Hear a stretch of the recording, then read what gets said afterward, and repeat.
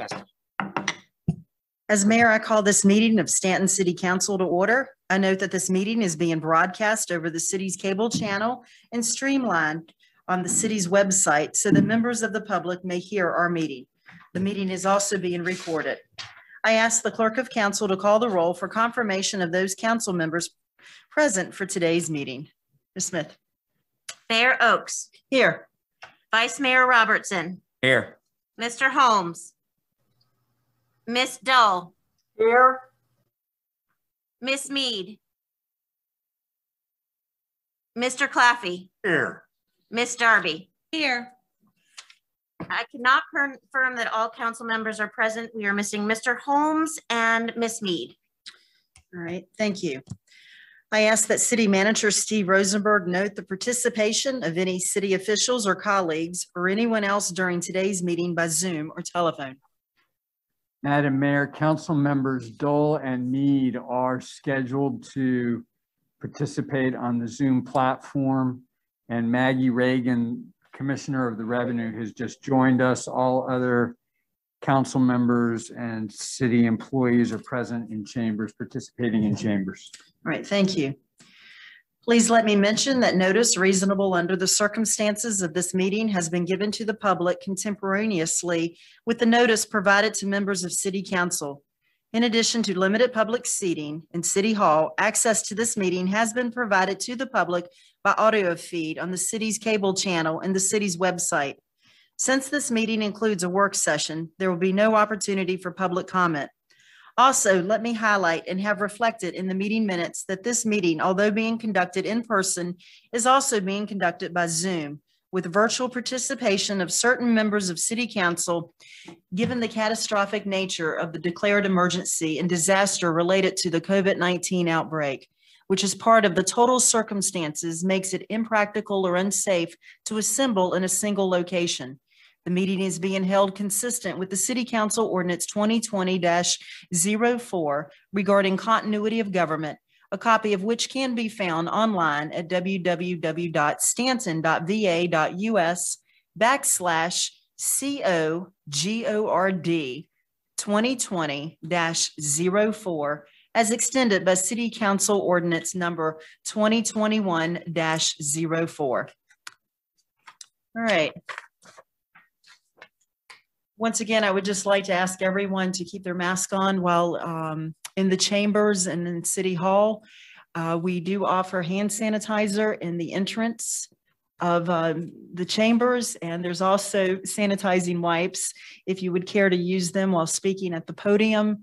And if we can be mindful of social distancing, it would be appreciated. And to the council members, if you could address the mayor will address you so everyone can hear your questions and comments. With that, I will turn the meeting over to Mr. Rosenberg. Thank you, Madam Mayor and members of council. I'm well aware that I am not the featured attraction at this evening's meeting, but just very briefly, let me thank you all for your questions over the course of the last week. We've tried to respond to those as they've come in. I encourage you to continue sending them to us as you have, so that we have the opportunity to provide to you the responses that you're looking for as quickly as possible to continue to inform you as you move your way through the budget process. So with that, let me introduce Phil Traer, the city's Chief Finance Officer, who is going to do a deeper dive on the budget that I presented last week and share with you much more of the detail that that drove the train as we constructed this budget for fiscal year 2022. Mr. Traer.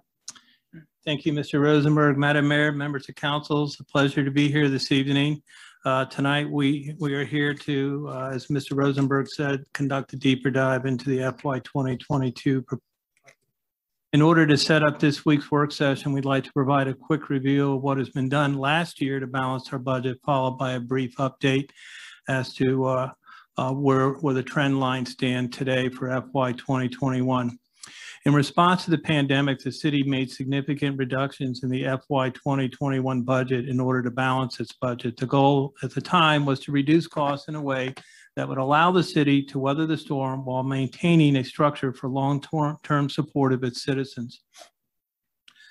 The budget adoption date was postponed to May 14, 2020, one day before the city was required by state code to provide the schools an adopted budget.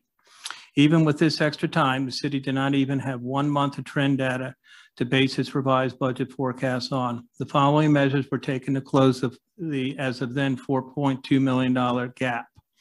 We eliminated a 2% salary increase scheduled for January 1st, 2021, which netted $183,000 in savings. The local transfers to schools per the traditional revenue share produced $1.7 million savings. Deferral of the CIP expense funding netted $941,000. Reduction of the comp in part-time labor, non-comp and part-time labor produced $434,000, and personnel actions in the way of frozen open positions and furlough days produced $944,000. On slide 3, we discussed the skewed variances. Because of the circumstances surrounding 21's budget, we have added some additional columns in our comparisons to allow for a more complete perspective. Year-on-year variances between 21 and 22 are tremendously skewed. So in addition to the traditional comparisons between the proposed budget and the prior year fiscal year, we have added variance columns between proposed budget 22 and FY 2020's adopted budget as well.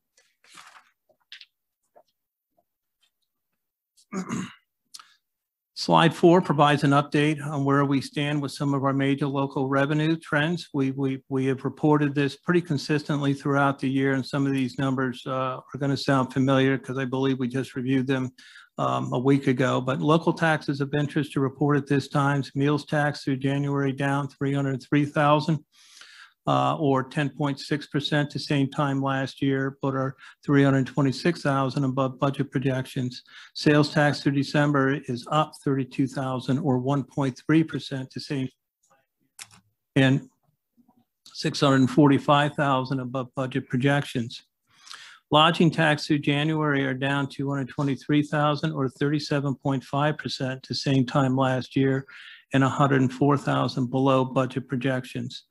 Property tax through March is down $184,000 or 3.3%, but $36,000 above budget projection. And real estate through March are up $84,000 or 1.7% above same time last year and above budget projections by $337,000. Slide 5.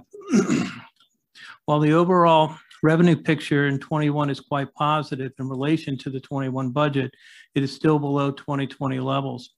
Our 2022 budget revenues are based upon the assumption that revenues will not be fully recovered in 22.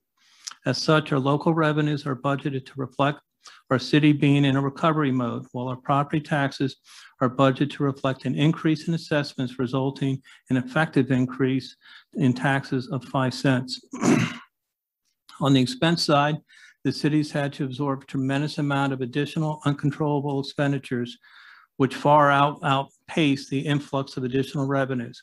We will provide a summary of the additional expenditures the city has had to absorb since the last assessment in an upcoming slide. Slide 6 talks about the use of fund balance. FY 2022 budget does incorporate $1,188,000 in fund balance reserves to balance. The reason for this is the city is still in recovery and it's expected to climb out during the course of the 2022 fiscal year. Local revenues such as meals and transient occupancy remain significantly under pre-pandemic levels, with double-digit losses to the prior year as of this date. Keep in mind, 2020 experienced its own losses, and the 2022 budget has these line items down by 5% and 4% respectively to FY 2020 levels. As stated in the slide, the math is simple. The city is absorbing an additional $2.7 million in additional mostly uncontrollable and mandated expenses being offset by $1.5 million in revenues. Again, we're hoping to be in a position to grow our way out of this year's current situation, which as it stands today is not sustainable. Slide 7. Okay, during this year's budget process, we fielded some questions regarding the city's fund balance, so we thought it'd be appropriate to provide council a summary of where we stand as of June 30th, 2020. Slide 7 shows how we arrived at our 2020 general fund balance. The next 3 slides should look familiar as they were part of December's presentation. The math here is also quite straightforward. We start with FY19's fund balance of $16,216,000. We add our posted revenues in FY 2020 of $61,182,000, less our posted expenditures of $59,775. We have a revised fund balance as of June 30, 2020 of $17,623,000. On slide 8, we've included the fund balance policy, which can also be found on page 44 of the budget book, and it starts with the calculation of the safety net reserve, which is 15.5% of the subsequent year budget. Calculation, $56,374,000 times 15.5 equals $8.7 million. The policy also prescribes the following. All major funds are to have a safety net reserve of 15.5%. Major funds are defined as general fund, water, sewer, environmental, and stormwater. Funds are to be used in the event of natural disaster, state and federal mandates, court decisions, acts of terrorism, and these expenses must exceed $100,000. If used, these funds must be formally appropriated by council. The safety net reserve is not to be used in the event of economic downturns. Revenues and expenditures are to be adjusted accordingly. Item 5 restates the use of funds must be authorized by City Council. Item 6 states that if the city utilizes any of the fund balance, it has to be restored within 36 months. Finally, any amounts exceeding safety net reserves, general fund contingency, and other restricted balances must be considered for CIP first.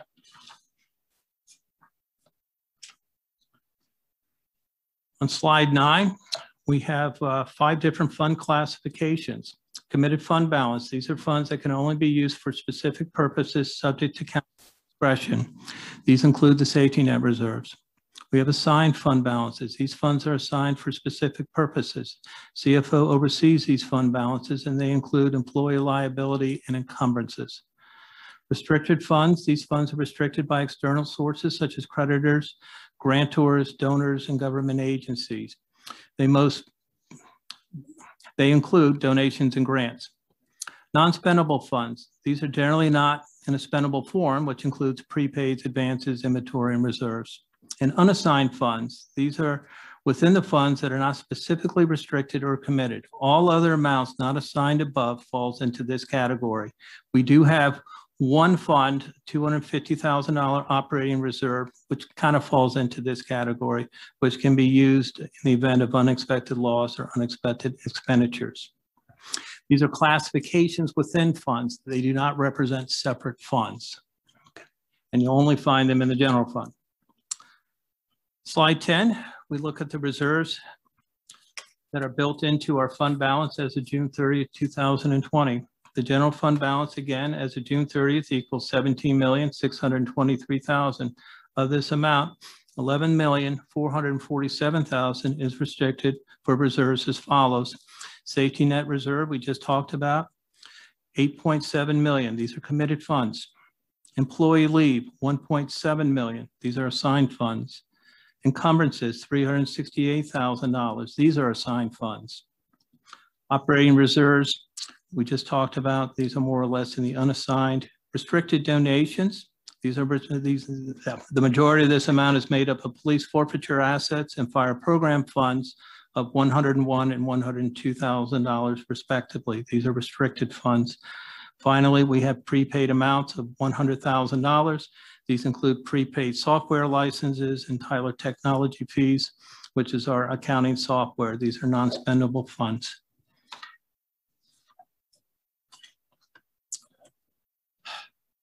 Slide 8 is a summary of December's presentation where we established the unassigned fund balance. Here we take the fund balance of $17,623,000 and back out reserves. And what at the time was a pending budget amendment of $226,000. This provided us a balance of $5.9 million. Slide 12.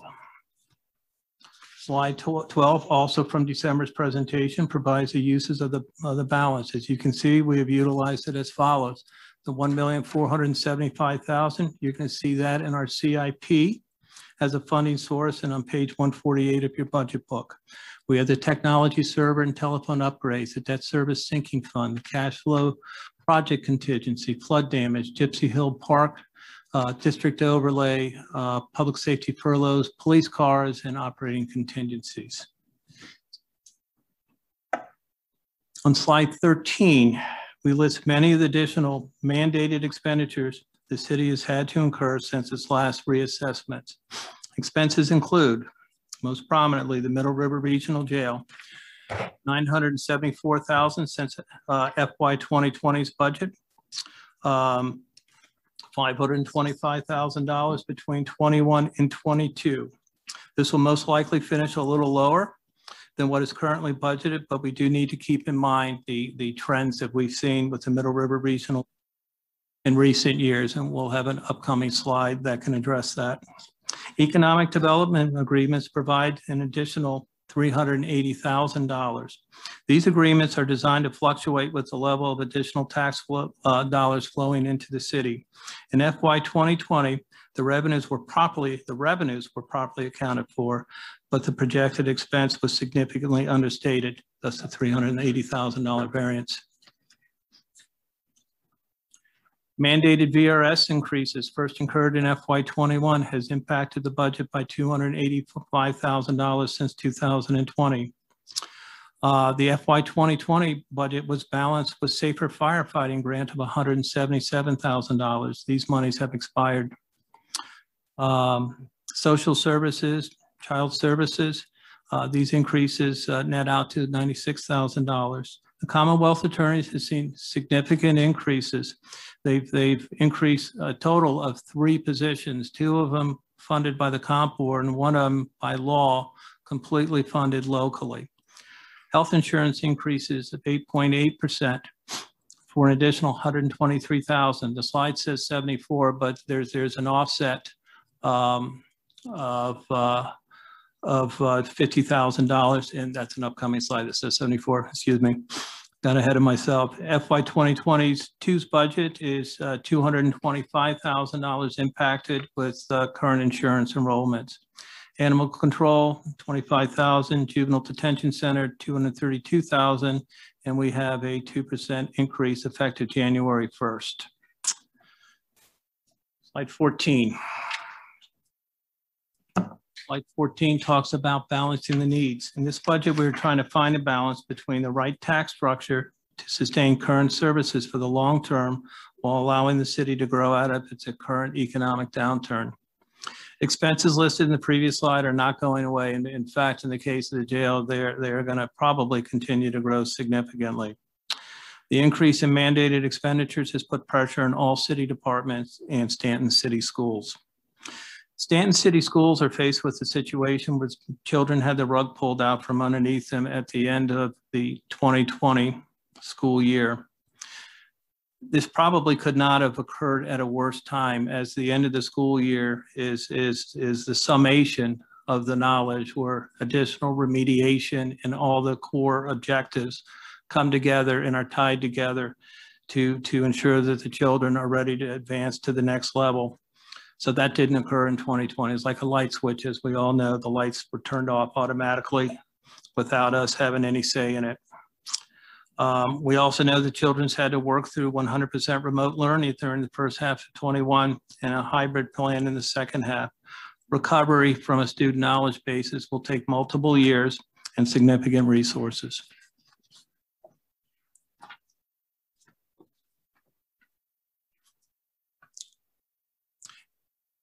The regional jail is the most significant cost driver in the city's budget. This slide highlights allocated budgeted costs for the participating localities between FY 16 and 21 adopted budgets. As can be seen, the city of Staunton has increased 83.1%, in those 5 years with a 5% increase in its population growth. That 5% actually is more like 10 years. It's the US Census I saw between 2010 and 19. So 83% increase in jail costs, 5% increase in population. Slide 16 comes directly from the latest Middle River Regional Jail proposed budget, highlights the difference between the FY21 $22.4 million budget and FY22 $25.4 million and the makeup of its $3 million variance. This slide was incorporated at the request of Ms. Dole, who last week asked for a breakout to be provided to council. Ms. Dole, as you expected, half of the increase is related to the additional staffing, followed by materials and supplies of $775,000, a little misleading there. $750,000 of that is bed rentals, and CIP related projects of $387,000. Actual capital expenditures are budgeted $721, but when compared to FY21's budget, we record a variance of $387. Slide 17. On slide 17, we have a more detailed breakout. Again, this slide comes directly from the Middle River Regional Jail. We have the following additional positions budgeted. These were awarded during FY 2021 emergency positions from the comp board and was not a part of their budget. Positions include 18 officers, 2 nurses, 1 deputy superintendent, accounting tech, 1 technology administrator, and they've included 10 vacant positions. Now they've backed out 10 vacant positions, which means most likely that $350,000 plus benefit coming back, we'll be seeing that again next year. So as predicted last week, we are looking at additional staffing and bed rentals in this area.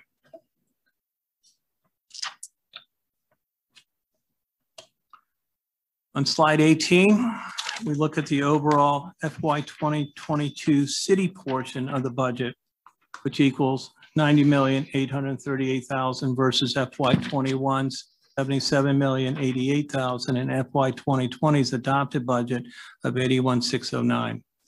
As mentioned earlier, the reason for the busyness of this slide is because of the FY 21 COVID reductions. Traditional comparatives that have been skewed, which creates difficulty in trying to compare the prior year budget.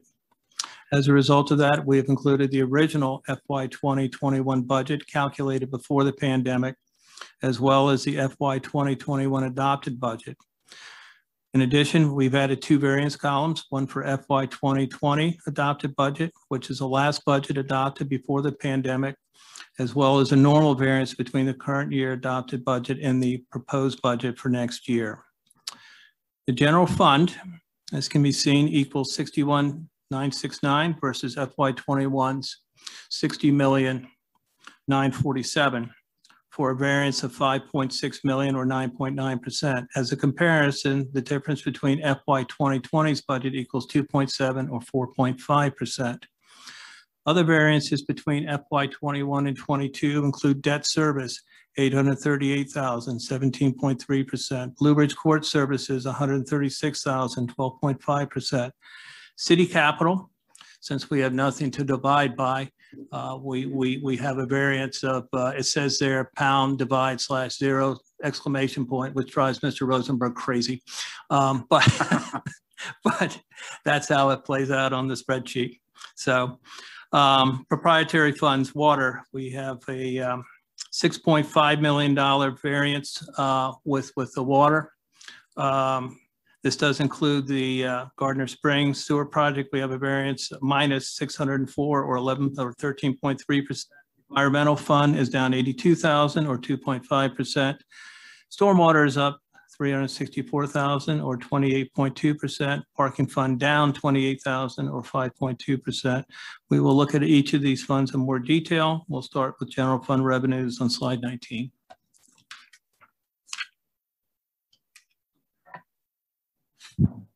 Slide 19 provides a summary of the general fund revenues as it compares to FY 2020 and FY 21's adopted budget. The FY 22 proposed revenue equals $61,969,000 or $2.4 million over FY 2020's budget. and $5.6 million over FY21's adopted budget. We'll look at revenues a little closer in the next slides. On slide 20, we review FY22's property tax revenues. Total property taxes in FY22 equal $27,800,000. This is a $2.4 million increase over 21 and a $1.4 million increase over 2020. Real estate equals $20,382,000, which is a $2.1 million increase. This is due to the equivalent of a 5% real estate effective rate increase and reduced delinquency factors. Real estate is pushed pretty hard in this budget. We have a $2,500 increase in public service corporations. Real property value, this is per trend. Interest and penalties, we have a $10,000 decrease due to historical trends, and the downtown service is up $1,200 due to increase in assessments, but we're also projecting a bit of a 4% delinquency factor, still concerned about the viability of our businesses because of the pandemic. Personal property, FY22's personal property tax budget equals $5.5 million, which is an increase of $308,000 over 21 due to valuation increases and reduction in delinquency factors. We get approximately $19,000 per percent of personal property tax. Personal property interest of $10,000 is reflective of recent trends. FY 2020's actuals $85,000, FY 21 year-to-date $48,000. We have a $36,000 decrease in machineries and tools as taxable value downward trends continue. Since 2018, we have seen declines in this area. And that concludes that slide. Slide 21, we'll look at local taxes. Total local taxes equals $15,150,000, which is up $2,186,000 over 21 adopted budget and $356,000 less than FY 2020's adopted budget.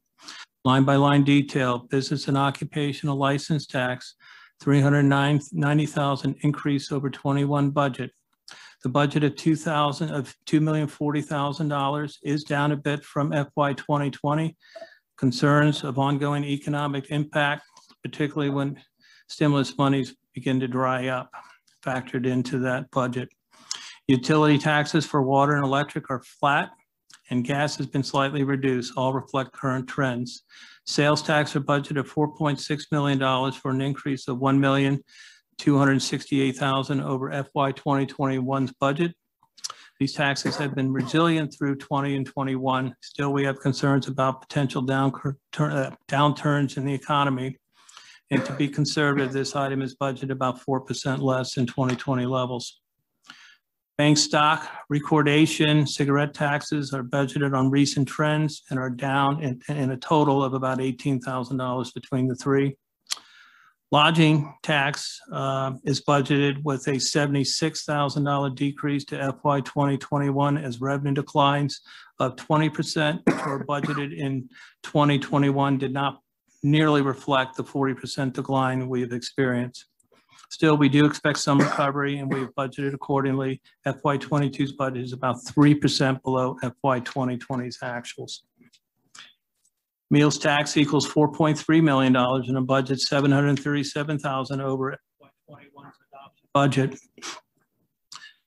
The 22 budget is down by approximately 4% to FY 2020 actuals, but as a comparison, FY 2021's year-to-date postings are down 11% to FY 2020 same time last year. Again, we are cautiously budgeting for some recoveries in this area. Probate tax is flat. Local communications, we've been seeing some decreases in recent years, and this is budgeted accordingly, and a small decrease in short-term rentals. And that concludes this slide. On slide 22, we will review other revenues. In FY 22, other revenues are projected to be $19,018,000, which includes $1.2 million in use of fund balance. Licenses and permits as a whole are down $27,000. Part of that drive is the high school being finished. Police fees up slightly, dog license is down slightly. Fines and forfeitures are flat because of the impact of the pandemic and the closure of the course. We do not have a good recent trend line in this area to alter previously established trend lines. Use of money is down significantly, $111,000. We will be meeting with our bank to see what we can do about that in the coming weeks. Current service charges are up $52,000. This is largely driven by allocated credits as calculated by our auditors for water, sewer, environmental, parking, and stormwater. Projections for golf were provided by the golf committee, and we do expect some offsetting reductions from those increases in the swimming and recreation trip fees as we anticipate some slippage occurring in this spring and summer. State revenues are posted at $12,815,000, which is an increase of $216,000 over 21's adopted budget and $411,000 over 2020's adopted budget. Health and welfare increases of $151,000 over 21. This is based on service levels and programs. We will see expense increases in subsequent slides, so just keep in mind we have additional revenues offsetting those expenses. So when you look at the expenses, your eyes are going to be open, but it nets down considerably. Child Service Act, $20,000 increase due to caseloads. Street maintenance, we have a slight increase of $75,000. Constitutional officers, $29,000 compensation increase. Police, HB 599, no increase to last year. Public facilities are down $55,000 due to current trends. Recordation down $25,000 due to current trends. Federal funds total $1,363,000, which is a $78,000 increase over 21 and 80 over 2020's. Safer grants have been decreased year on year between 21 and 22 by $56,000. Health and welfare federal support is up $129,000. And finally, we have the fund balance transfer of $1,188,000.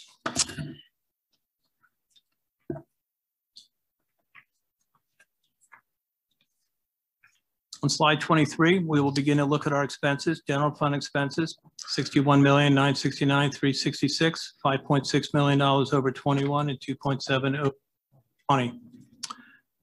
Slide 12 outlined our major expense contributions to this variance. Added to those reductions to FY21's budget as outlined in slide 2 and your general fund variance have been reviewed. We will go a little bit deeper in a moment. Debt service expense of $5.7 million does track with amortization schedule. Blue Ridge Court Services added 1.5 positions, 100% grant funded. CIP transfers, FY21 variance is simple. We cut all transfers last year. FY20's variance is $140,000, is $40,000 additional fire equipment, $200,000 in additional Middle River Regional Jail provision, and $100,000 less for school CIP transfers. Again, our FY2022 proposed general budget equals $69 million versus FY21's budget, $62.3 million, variance 7.5. Slide 24. Slide 24 provides a comparative for budgeted salaries between 2020, 2021, and 2022 proposed. We'll start with the full-time salaries. We see with the full-time salaries, we'll just focus on FY 2020's variance of $450,000. We had a 1% increase budgeted. We had an additional clerk's position, $56,000. Commonwealth attorney, we had several positions budgeted here that were not budgeted in FY 2020's budget. We had a clerk of court position, $45,000 funded by additional court recorder fees collected by the clerk's office. Sheriff, we had one additional position, $36,000 funded by temporary comp board funds, which the name does not, it's not properly named, it's actually permanent, but the comp board calls it temporary funds. They are permanent funds as per the comp board. We had a sheriff adjustment of $28,000. Sheriff's Department is one of five departments in the state of Virginia whose localities did not supplement their wages. We had a police adjustment at 27.8. This was mostly funded by a one-time grant from the state to assist the police force in retaining. And certainly that came into place when we discovered that Waynesboro had increased their funds, their starting salary for police officers to $40,000. We had an assessor adjustment of $6,000. VRS increases in 21, plus our additional positions referenced above and salary increases brought this variance up to $285,000 over FY 2020 and $109 over 21. Part-time labor, 50,000. We had 20,000 increase in fire, 2,000 in police, and 30,000 with the sheriff's office, which was funded through courtroom security fees. Health insurance, again, we have gone up. That's the 73,000 I was talking about in this report. It combined OPEB reductions, so that would normally report at 123 if it wasn't for the OPEB. And again, our FY 22 health insurance costs based on our current enrollments are up $225,000. Overtime, 71,000, 8.3 thousand. Sheriffs via courtroom security fees, fire 22,000, police 20,000, park 7,000 are your primary drivers there. Workers' comp adjusted to reflect current trends. Life insurance, we had a slight increase with VRS Life. Line of duty per trends. Okay, and now we'll move on to slide 25 where we'll look at some of our departments. On slide 25, we have a summary of expenses by function. Again, total FY 2022 proposed expenditures equal 61.9 million versus FY 21's 56.4. General fund, general government, FY 22 totals 6,583,000. Proposed expense variances between 20's budget and 21's budget equal 3.4. Excuse me. Got my notes tied up here. Okay, FY 21's budget is $6,100,000. FY 2020's budget is $6,381,000. Our variances to FY 21 is 482. FY 20 is 201. Departments included in this area include City Council, Clerk of the Council, City Manager, HR, City Attorney, Communications, Finance, Assessor, Commissioner of Revenue, Treasurer, IT, and Electoral Board. Variances include 1% increase, 37,000. Clerk of the Council, 56,000. Health insurance, 72,000 in this area. VRS, 50,000.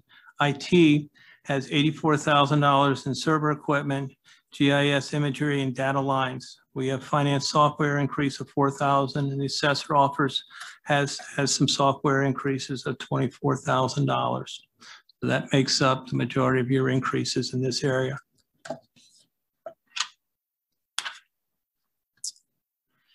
Judicial administration totals $2,551,000 compared to FY 21's budget of $2,239,000 and FY 20's budget of $2,050,000. We have variances of $312,000 and $502,000 respectively. This area includes Circuit Court, General District Court, Magistrate, Juvenile Domestic Court, Clerk of the Court, Sheriff, Victim Witness, and Commonwealth Attorney. Variances include the wage increase, 1% wage increase. We have the Commonwealth Attorney's 3 positions mentioned earlier. That's nearly $200,000. We also have special equipment, software upgrades within that office at $20,000. We have a comp board increase for the Commonwealth Attorney of $35,000. We also have some additional part-time labor to address some of the case backlog that they're experiencing.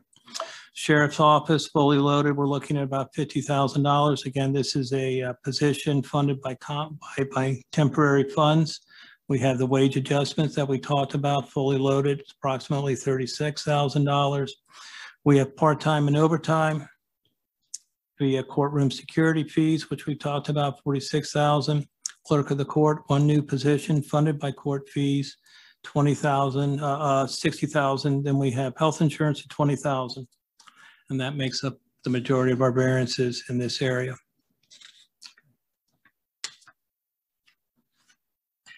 Public safety, the proposed 2022 public safety section totals $13,616,000 versus 21s and 20s adopted budget of $12,043,000 and $12,087,000 respectively, for a variance of $1.5 million in both years. This area includes police, emergency 911, fire and rescue, juvenile detention, regional jail, office of youth, building inspections, animal control, and medical examiner. Major drivers in this area includes Middle River Regional Jail since 2020, $954,000 increase. VRS, $84,000. Juvenile jail, $252,000. Wage increase, $57,000. Police adjustment, $36,000.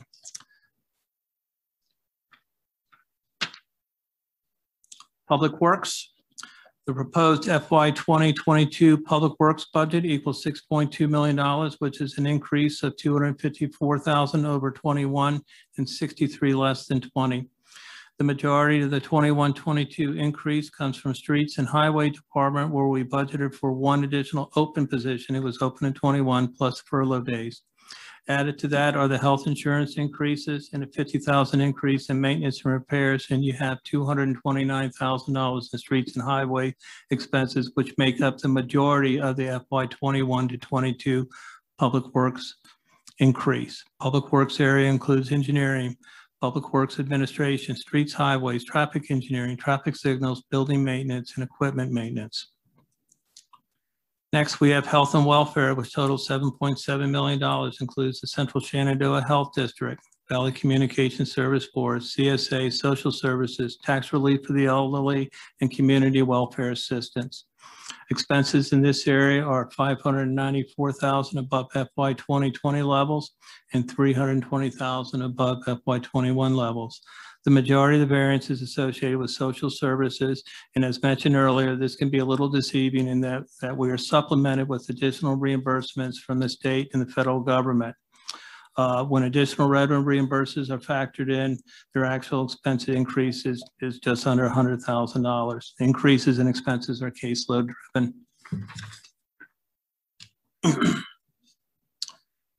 Parks, Rec, and Library, overall expenses in this area have declined since 2020's budget. They've gone down about $66,000. All areas saw reductions except horticulture and golf, which posted increases of $7,000 and $17,000 respectively. In horticulture, we added some equipment, which had previously been cut, but will add to the department's productivity. And in golf, we increased marketing and tree removal from the course. Community development area includes planning and development, community development, economic development, tourism, Staunton Welcome Center, and the trolley. Total budget equals $2.2 million, and as a whole, we've increased $300,000 since 2020. Again, the main driver in this area was the economic development agreements, where we had 2020's revenues properly budgeted, but 2020's expenses associated with these agreements were not. We do see some reductions in the tourism area as the formula for the tourism has been impacted because of the reduced budget in the lodging. Transfers are down $304,000 from 2020 as schools transfers have been reduced, $444,000, and CIP transfers are up $140,000. Transfers versus FY 21 equals $2.3 million, $1,300,000 increase for schools, and a $981,000 increase to CIP. Slide 26, we outline the amount of federal funds that cities and schools have received within. On the city side, we've received a total of $4,809,000, which is with a $1.6 million being transferred to the schools to support remote technology requirement, as well as personal protective sanitation equipment and sanitation supplies. City Cares funding, we start off with $4.3 million expenditure. Again, 1.6 went to the schools. We sent $500,000 to EDA for the Staunton Cares program for business opportunities, business support. $300,000 went to nonprofit support, $250,000 for mortgage assistance, $200,000 for technology upgrades in the council chambers, $238,000 for fire turnout gear. Middle River Regional Jail got $117,000. We spent $57,000 for auto pulse equipment for fire as well. Thank you. As well as 3 law enforcement vehicles, 2 to the police and 1 to the sheriff, plus emergency personnel wages. Elections, we spent $31,406 used to support the November elections in a socially distant way. Monies went towards staffing, postage, absentee ballots, and drop box. Utility assistance, $94,794. These funds are used to assist citizens with arrearages which have occurred during the pandemic and whose households were adversely affected by the pandemic. To date, 1/3 of these funds have been used, and we currently have 300 delinquent accounts and 2/3 of our assistance money unclaimed. This would probably be a good story for the news leader if they're listening. We also have HUD entitlements. And if the news leader wants to contact Jessie Moyers, she'll be ready to address these issues with you, kind of get the word out. HUD entitlements, we have a total of 332,000. These can be used for rent, utilities, mortgage assistance, shelter operations, food banks, health and legal services. We also received $16,900, the police department, primarily used for air purifiers and security during outdoor dining. Blue Ridge Court Services received $16,000 to facilitate virtual therapy. On the school side, they have received $3.1 million to date. City Cares Fund, $1.6 million as previously discussed. The Coronavirus Relief Fund, CFR funds, $467,000 were used to purchase 2 school buses and 2 used cars to help socially distant children during their most confined times of the school day, which is transportation. They also used it for outdoor learning spaces, as well as other protective equipment and sanitation supplies. Elementary and secondary school relief funds, ESSER funds, $618,000. These funds were used to retain staff in FY 2021's budget. So they actually budgeted for these funds in FY 2021. They have been spent. Vision technology grants, $350,000 to enhance technology equipment in the schools, including 1-year T-Mobile hotspots costs, which have allowed all students to participate in remote learning. They do have new funds of $2.8 million, ESSER 2. These are new funds. They have not been budgeted, and the rules are loosely written, allowing the schools to use them in a flexible way, very similar to the ESSER 1 monies. Slide 27. Recently, the city has become aware of additional federal funding being allocated to the city through the American Rescue Plan. The exact amount is not certain as of this time, but it will be at least as large as the initial CARES funding of $4.3 million, probably more. Language concerning usage appears to be less restrictive and will allow localities to replace qualified revenue shortfalls associated with the pandemic, as well as utility infrastructure work. Funds will need to be spent by December 31st, 2024. So that puts us halfway through FY 25. Far greater timeline than what we had with the ever-changing initial allocation that we received earlier this year. We believe some of these funds can be used to reduce the level of required fund balance in FY 22. Part of the funding is expected to be received as early as May, and we are awaiting further guidance from the Treasury Department, and will work with our auditors to ensure city compliance. Staunton City Schools are expected to receive significant funding as well from the American Rescue Plan. Again, the exact amount and allowable expenditures have yet to be communicated. Again, previous school funds have been far less restrictive than the city.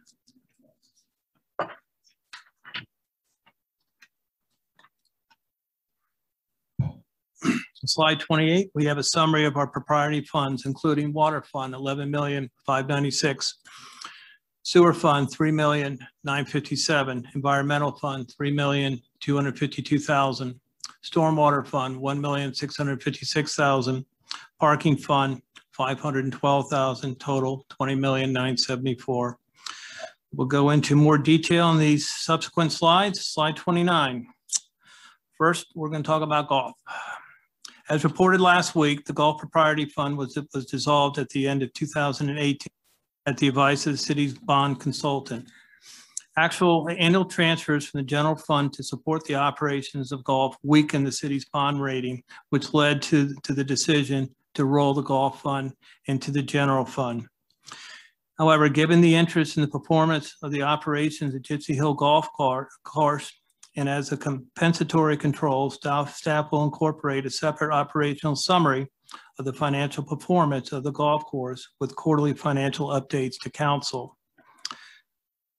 Hopefully this will accomplish the transparency that many members of the council and the public desire to see. On our next slide, we have our first report to council. This is golf data through FY 2021.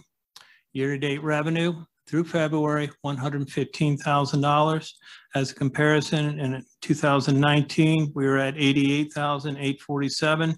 2020, $119,617. Our budget is $182,000. Our proposed budget is $182,022. Golf rounds to date, 6,496, and memberships 5. But the golf course wanted to remind everybody the golf course was closed for the majority of February. So that's our first golf report. You'll see we have allocations in there. We have debt service in there. I think this accomplishes what's desired. If there's any other information that council would like me to include, please let me know and I will make sure that that gets included. Slide 31. In slide 31, we review the water fund. The FY 2022 water fund expenditures equal $11.6 million compared to FY 21's $5 million. Year-on-year variance of $6.5 million is directly linked to the Gardner Springs water infrastructure project of $6.9 million. Expenses in this area are mitigated with a reduction of $400,000 in debt service as amortization of water plant upgrade bonds have dropped off. Currently, the issuance of bonds are scheduled to provide the funding for the Gardner Springs. As the Gardner Springs design specifications approaches completion with the next 120 days or so, we believe we can take advantage of lower interest rates available now, thus reducing the amount of projected debt service expense required to fund our projects. Slide 32, we continue with water. Funds from the American Rescue Plan may come into play as initial language specifically allows funds to be used for water projects. And again, we have 2.5 years to use those funds. Plus some loose language I've seen where if need be, it may be allowed to go a little bit further. The FY 22 budget has recommended water rates to remain flat at $3.86 per 100 cubic feet. Prior recommendations to council dating back to FY 2020's budget process call for rate increases to incur of 5% to occur over each of the next 4 to 5 years. Additional rate increases may be required in future years, but will depend on the funding sources of our future infrastructure projects. Because the current interest rates are low, rates have been held for at least one more year, and we will revisit rates in FY 23's budget process. On slide 33, current projections called for rate increases in 23 through 25. This assumes a 3.5% interest rate for debt associated with Phase 1 of the North River Pipeline Project, amortized over 18 years. The Richmond Avenue water line upgrade is scheduled to begin in '24. This project will require bond funding as well, may require bond funding as well, and could impact rates in 2025 and 26. Again, rate increases will depend on our infrastructure needs and our funding sources. Slide 34 summarizes the water fund CIP project. FY21, we added the Clearwell Tank project of $1.5 million to be funded by fund balance reserves. We have the $6.9 million Gardner Springs and the $6.5 million Phase 1 North River Pipeline project. Both are currently scheduled for bond issuances.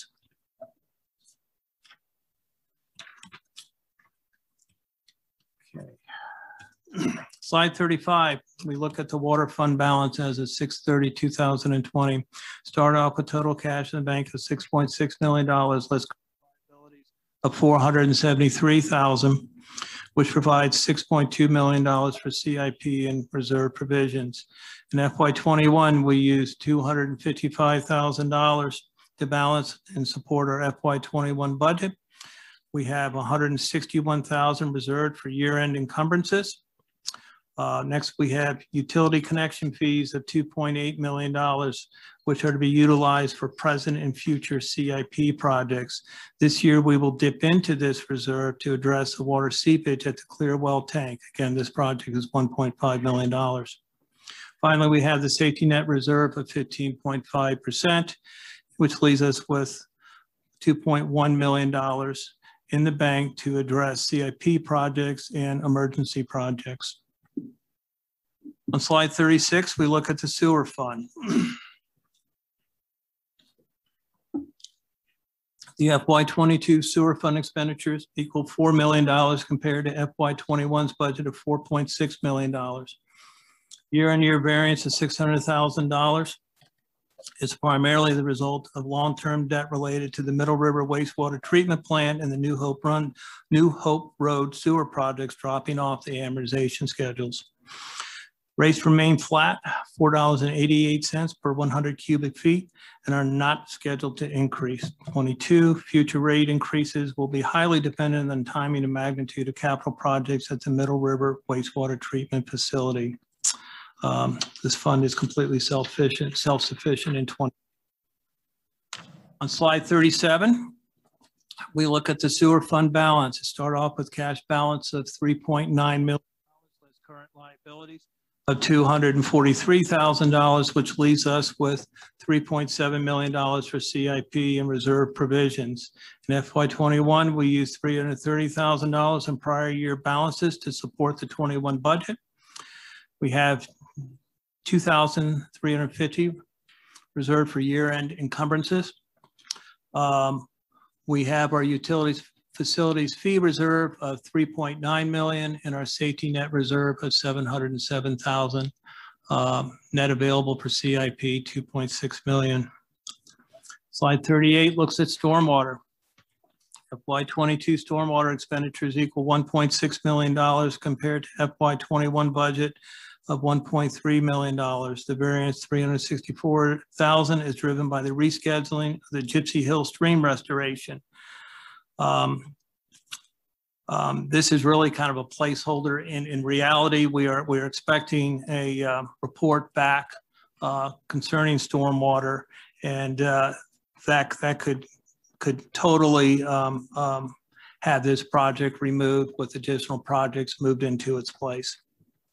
Stormwater fees remain flat at $3.20 per 3,400 square feet of impervious area, unchanged since February 2010. All stormwater projects, again, have been pushed back. Were pushed back a year as staff awaits results of the flood study, which is expected to be returned to the city this spring. Once we receive this report, we will report back to council. On slide 39, we review the stormwater fund balance. Start off with total cash in the bank of $2.4 million. We have current liabilities of $170,000. We have $497,000 in prior year balance to support the 21 budget. We have 201,000 in outstanding encumbrances, and we have our safety net reserve of $200,000 available for CIP 1.4 million. On slide 40, we take a brief look at the parking fund. The FY 2022 parking expenditures equals $512,000 compared to FY 21's budget of $540,000. Much like the stormwater, all capital projects in the parking fund have been moved back 1 year as credit card compatibility issues, staff turnover, and COVID closures impacted the parking fund CIP. Parking access equipment is anticipated to be advertised for the new street garage within the next 60 days. With this, the city will be in a position, hopefully, to experience an increase in the revenue capture rate at the new street garage, which will hopefully help sustain positive cash flows in this fund. We know the fund balance will be completely depleted by the end of this year. We feel that there will be some opportunities coming along with the American Rescue Plan, which will allow the replenishment of lost funds. This is like a classic case for it, so I feel highly confident of that. In the meantime, depending on the timing of these federal funds, we may be in a position of having the general fund loan the parking fund to sustain cash balances.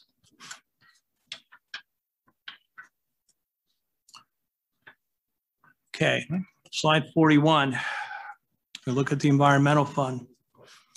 Total FY 2022 environmental fund expenditures of $3.3 million, $1,000 less than 2021's budget.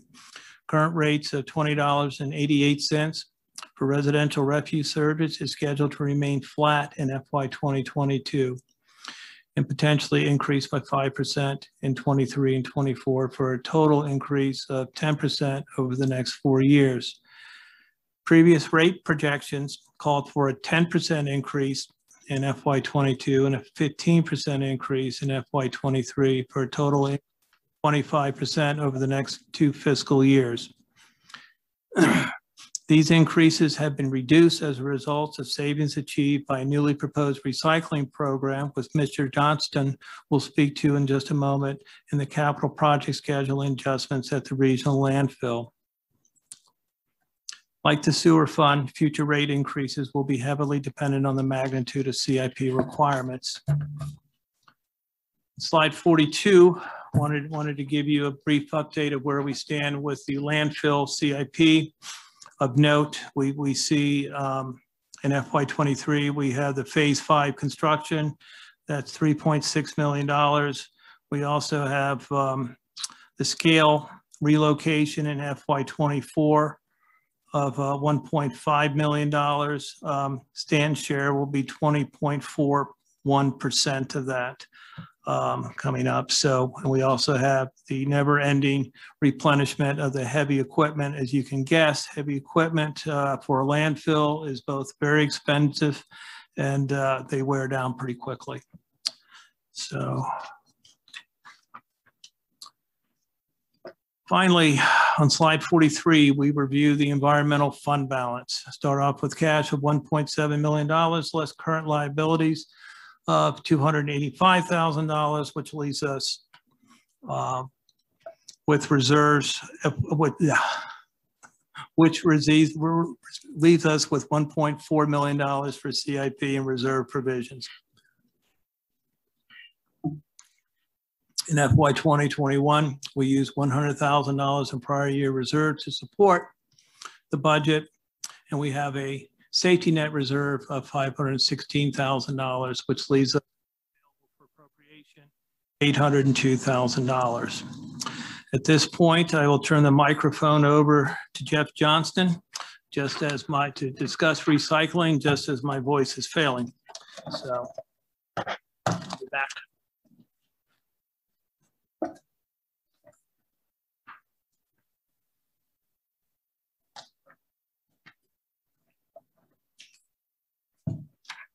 Madam Mayor, members of council, as promised last week, I am here to talk about recycling. I'm going to kind of take us through a quick background of how we got here. I have a frank and, if I'm honest, probably long overdue conversation about what our current program looks like. Talk a little bit about the proposed recycling plan as an environmental action, and ultimately get down to the brass tacks, which is the pros and the cons of what it is that we are proposing. Next slide, please. This is a budget meeting, so I will lead with the budget. As Mr. Trayer mentioned, we are looking to cut our FY21 expenditures in recycling from $270,000 down to $141,000. Not doing that would in fact require the cuts that Phil was discussing, which actually when you compound them is 26.5, not 25. And I will lord that math back over Phil for the rest of the week. But let me make this clear. The proposal that I'm going to discuss was me chasing plastic recycling, not me looking to cut costs. Cutting cost was a pleasant happenstance of what it's going to take to get back in the plastics business. And I'll sort of walk you through how we got there. Next slide. This is what we're proposing. And this is a pilot program. The two big items are there at the top. One everyone's going to like and one no one's going to like. Switch from curbside recycling to essential turn-in, but get back into the plastic recycling business. Those two are inexorably linked. And as we get through the brief, I'll explain how that works. But like I said, this is a pilot program. No equipment will be accessed. We're not getting rid of any trucks. We're not doing anything that will close the door to going back to curbside recycling if that's what we need to do. So we'll measure the program metrics. We'll evaluate them annually, but I would certainly be willing to report them more than annually. Looking at the operational costs, what our turn amounts look like, what we're sending to the landfill, what feedback we're getting from our citizens to keep a good finger on the pulse of what's going on in recycling. Next slide. So here's the background. And it's really all about April 2019.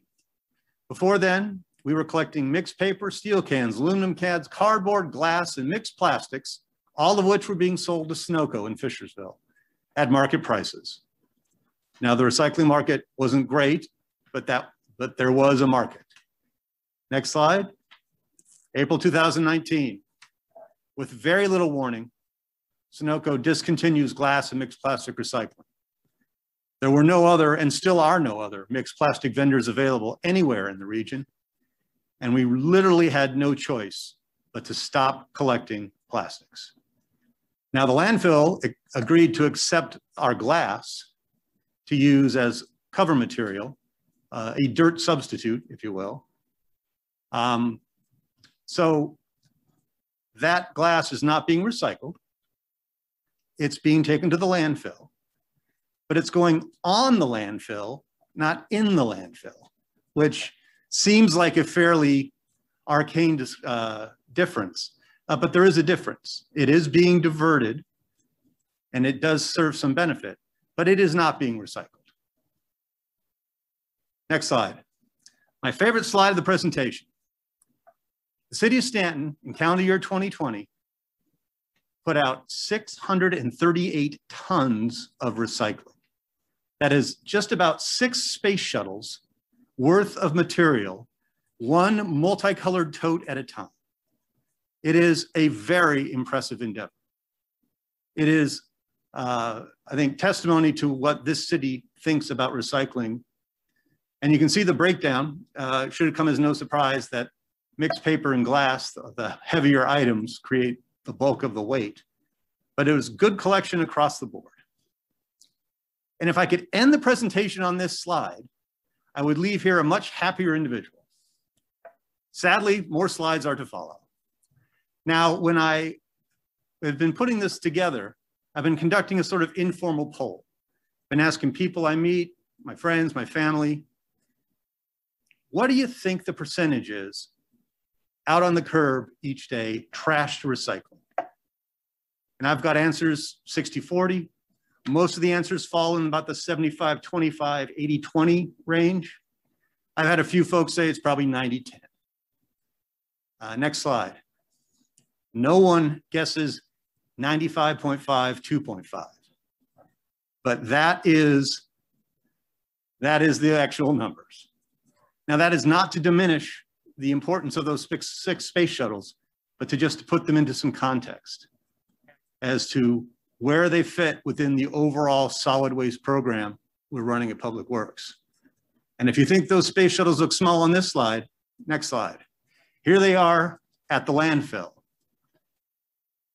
Everything we recycled in 2020 represents less than 0.5% of what it went into the landfill in 2020. And you can see Staunton, everything Staunton collected, trash and recycling, certainly isn't a majority of it either. Now, let's be clear. Empirically, everything that doesn't go to the landfill is a good thing. Everything that doesn't go to the landfill increases the life of the landfill some infinitesimal amount and decreases our fair share of the operating costs by an amount as well. And I spent some time this week out at the landfill with their staff, crunching the numbers, playing some what if games. And we calculated that the amount, that 0.5% that was diverted, represents about an $8,000 reduction in our fair share of the operational and capital costs. And really is a negligible impact on the lifespan of the landfill.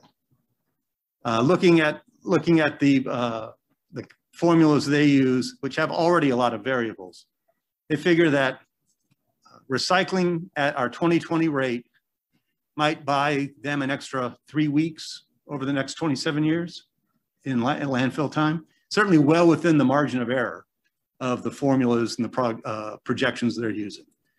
So while it absolutely, diversion is absolutely a good thing, the numbers and the impacts, not as great as I think a lot of people think they are. And this is just sort of being frank and honest with what's going on. Next slide. This is a fun one. Now, and please don't take this as any sort of estimate. This is just a calculation. If I were to take our 2020 quantities and apply them to today's market rates, this is what we could expect to gain in terms of revenue from our recycling. Right now, we're paying $25 a ton to get rid of mixed paper. Now that number bounces back and forth on either side of zero, never gets too far off of it. But right now we are paying, and if we get another 213 tons this year, that will be $5,300 out of our pocket to get it off our hands. Steel cans, we make a little profit on. Aluminum cans has been the most robust recycling market for many, many years, continues to be so. And that our annual collection would be $7,200. Cardboard brings in about $1,200, and then there's glass. Though there is no revenue stream associated with glass, so that is just the cost of giving it its own special ride to the landfill to keep it separate from the rest of the refuse so it can be used as cover. That is essentially the cost of diversion. When you add all that up, it's a grand total of $162. Now the actual number will be different. Each one of those commodity prices fluctuates, but it gives you a sense of the ballpark we're in.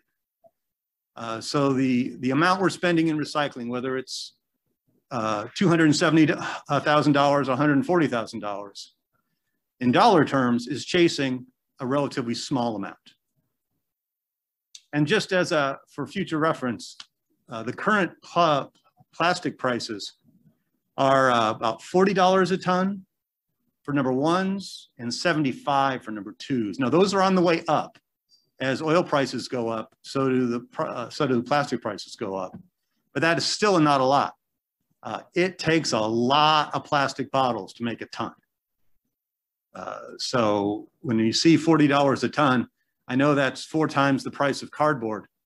Believe me, cardboard weight adds up a lot quicker than plastic weight does. Next slide.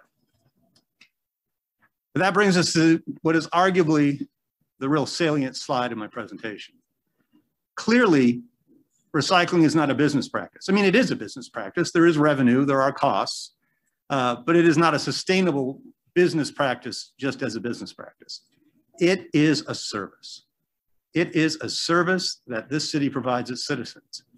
And I've got 6 space shuttles that tell me it's a service that our citizens enjoy and our citizens use. They've demonstrated their support with their actions. They've demonstrated their support in the surveys we get. Recycling is right up there with snow removal as one of the things we do well right here. And I take some degree of pride in both of those. I also tell you that I firmly believe, as someone who's been in this business for a very long time, recycling will eventually become an important part of a sustainable economy. But today is not that day. And I'm not holding my breath about tomorrow either, but it will come. And when it comes, I want Staunton to have a recycling program. So a large part of what I'm proposing, what we are proposing, is a system that is going to be resilient. It is a toxic environment for recycling right now. We need a program that can hunker down and weather the storm so it's still around when things get better. It needs to be agile. Changes will continue to come. It needs to be resilient. And I will tell you that our current system is neither. It is very fragile.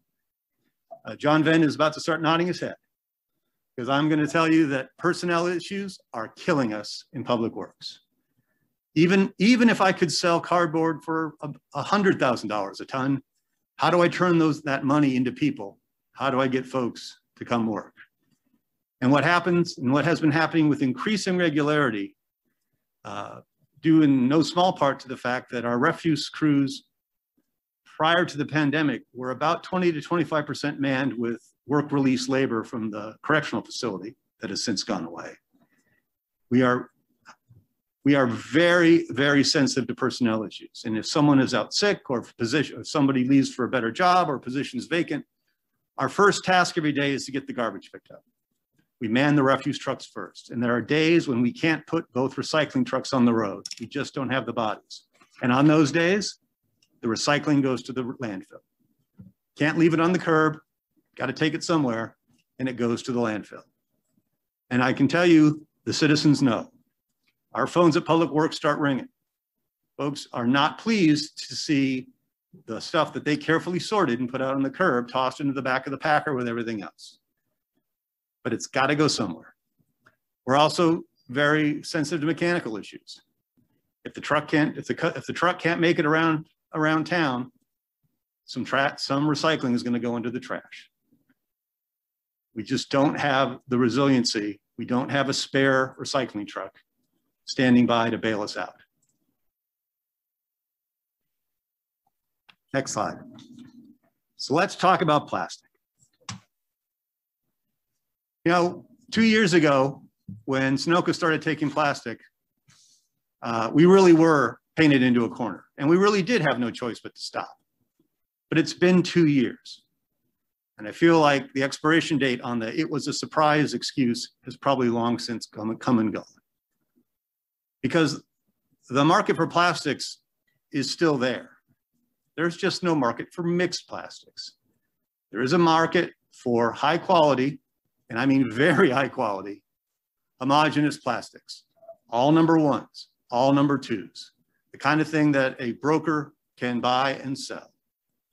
And there's really two ways you can generate that sort of material stream. You can have a processing facility and go through and hand sort everything you've collected, or you can have it sorted as it's collected, tended collection, almost crowdsourcing the sorting by having everyone help you do that as it's turned in.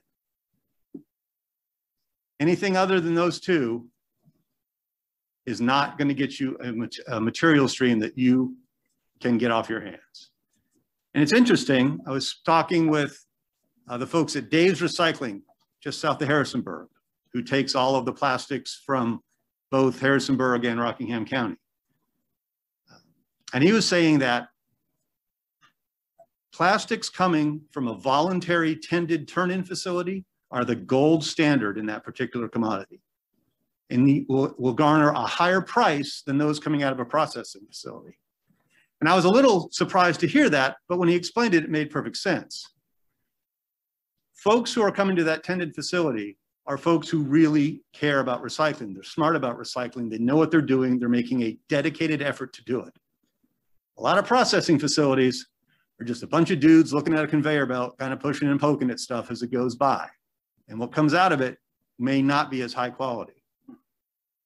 So Now, but he also said that he's excited about potentially doing business with us. He is not going to take any plastic from us until he comes down and looks at our setup and make are in fact generating that high quality stream. So it is no joke when they talk about high quality. And he made it very clear that if we don't provide the right kind of materials, he's not going to be able to do business with us. Rockingham County and Harrisonburg combined represent less than 1% of his business.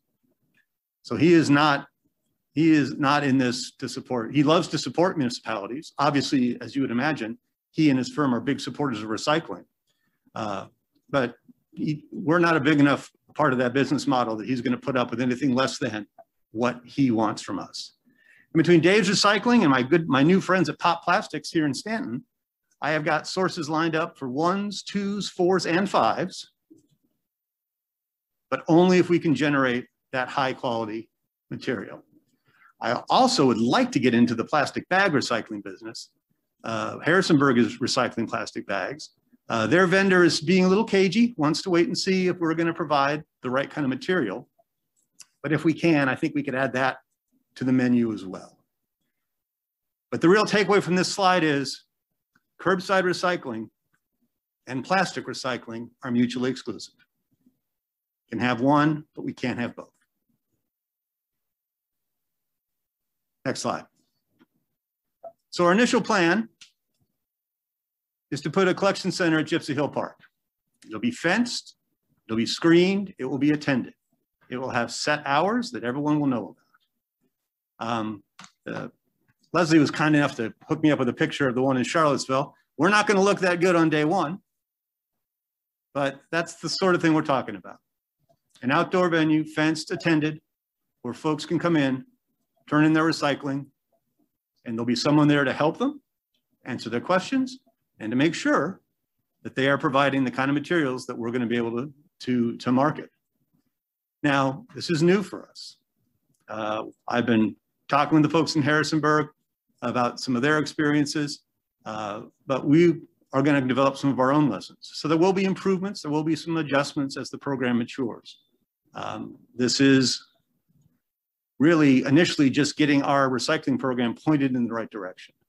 And from there, we'll be that sort of agile, resilient system that can absorb whatever changes comes. One of the great things about having a central recycling center is if there's a market, if tomorrow there's a market for popsicle sticks, we're going to start collecting popsicle sticks, right? If we decide that the price for mixed paper is getting too low, right?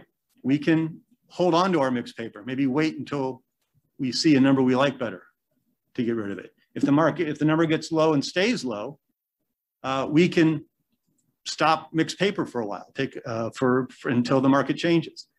Making those types of adjustments with curbside recycling, getting that word out to every household, to the end of every driveway in town, is prohibitively difficult. Next slide. So let's get into the pros and the cons. Well, obviously, it is a budget meeting, so I'll lead with the budget pro. This is something we can do, and in doing so, defer the fee increases that were sort of in the books previously. Obviously, the other big pro is we get back into the plastics business. And not only back into the plastic business, but we've put ourselves in a position to avail ourselves of other markets as they become available. We can get that increased resiliency that makes sure that Staunton has a recycling program when the sun starts shining on recycling again. I'd be remiss if I didn't discuss the assistance I've been getting from my friends at Shenandoah Green and Friends of the Middle River. They have been huge wealths of information.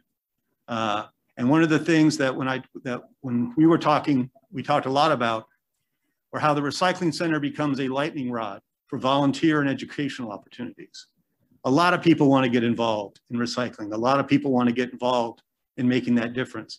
I can't put those people in the back of a recycling truck, but we absolutely can use them down at the recycling center, answering questions and passing out information, generally helping out. Because believe me, that's going to attract sort of the target audience for those folks, like-minded folks who can gather and talk about issues, not just recycling, but issues like a single-use plastic bag fee, issues like composting, other issues. It also becomes a great educational opportunity for earth science field trips. It's like in my experience with recycling centers is they are also magnets for Eagle Scout projects and other sorts of engagements. And I've been told by my friends in Harrisburg that we will absolutely attract materials from outside the city. They know that because they've been seeing our stuff up in Harrisonburg for the last 2 years. Again, they're not checking the driver's licenses, they're not tracking it, but they know that there's a few folks from Staunton. And I've met a number of people here in Staunton who say they make the drive. When they're going up to Harrisonburg for other business, they'll take their recycling with them and turn it in Harrisonburg. That's just more being diverted from our landfill.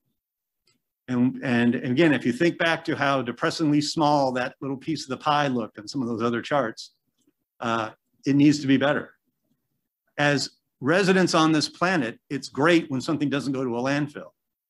As the part owners of a landfill, it's doubly great when it doesn't go to our landfill. So if we are in fact getting in recycling coming in from the county, coming in from Waynesboro, that's all good for us as landfill owners. Next slide. Now the cons, and there's really one great big one right at the top. There is no denying that it is less convenient.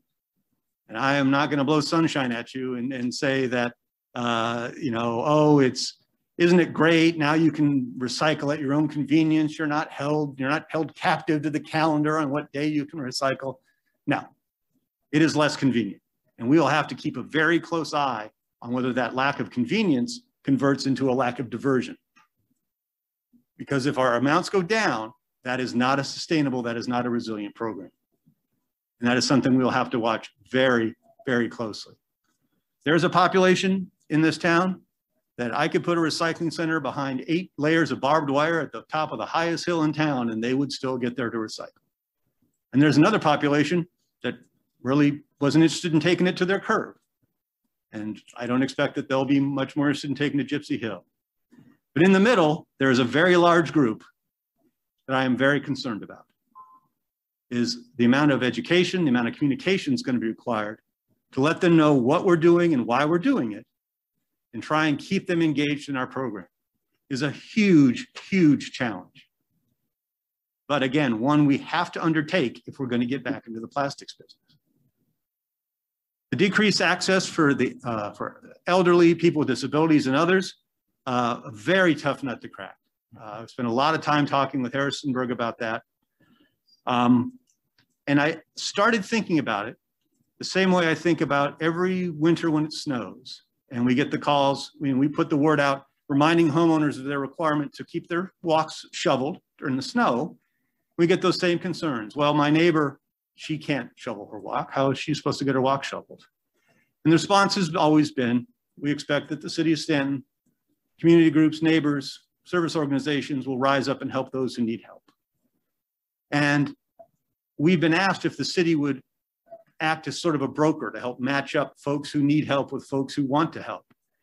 And with snow removal, we've been unable to do that because, like this afternoon's little snowstorm, snow is very unpredictable. It's very difficult to handle that scheduling. But recycling is different. Recycling is an ongoing, scheduled activity. In talking with my friends at Shenandoah Green, they'd be willing to work with the city to help match up people who need help getting their stuff to the recycling center with folks who are willing to help them get there. And that we could broker that deal to make sure that anybody who's got something that needs to get across town, it will get there. And again, I know there are people out there who want to help, and I know there's people out there who need help. And I think working together, our plan is to marry them up and solve this problem. But it is going to be something that we'll have to watch very, very closely because we do not want to cut anybody out. There's also a concern of how it's going to be for large generators, our business generators. And then and this is largely about downtown businesses. Once you get outside the downtown, most of the businesses are using dumpsters and commercial service, not necessarily city refuse service. But while they were all very supportive of recycling and were concerned that they really would not be, those that were recycling might not be able to continue, they were much more concerned about the fee structure. Remember, they're not paying the residential fee, they're paying the commercial fees, which are significantly higher.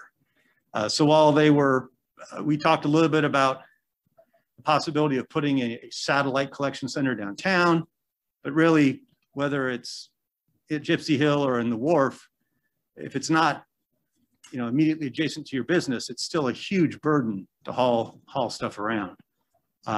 So it would be a hardship, but it was not perceived as a undue hardship, at least from the businesses that we've talked to so far. And then at the bottom, it's a pro, but it's also a con. We will likely attract materials from outside the city. And we will be, remember, we're not making money on this stuff. We're doing this as a service. This will be a service that we are providing folks who are not Staunton citizens. But certainly, Mike Harrisonburg, I don't intend on checking driver's licenses. I don't intend on turning people away who've got recycling that needs to be turned in. We keep our tabs on it. There is the risk that we could become too successful and have so much and spend a lot of money with a lot of materials that aren't necessarily ours.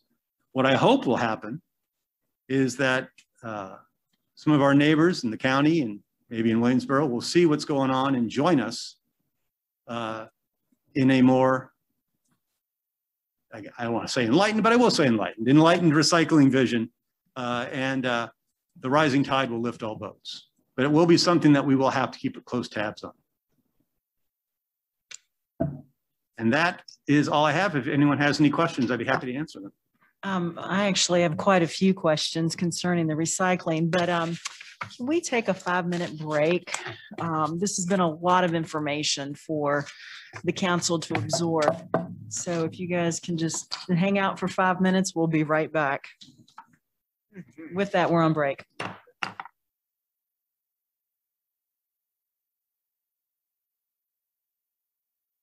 Okay, so we're back from break. And at this time, I'll entertain any questions. And I believe the Vice Mayor Robertson has a question. This has nothing to do with money, Phil. Actually, it's going to be Jeff. You had mentioned on the recycling program with the plastics, you would be set up a location with fenced in over at the park, Gypsy Hill Park. Yes. Is that going to be basically the same area that we used to have right on the other side of the fence where the football stadium right there? Right now, we'll start with that area, so there'll be no parking impacts. We will be putting a fence up to make sure, because the problem with that setup last time was it began to attract everything. It became general purpose refuse, and obviously now we're in the quality business and we can't let that happen. So there will be a fence going up. Other than that, it will be pretty much the same footprint initially.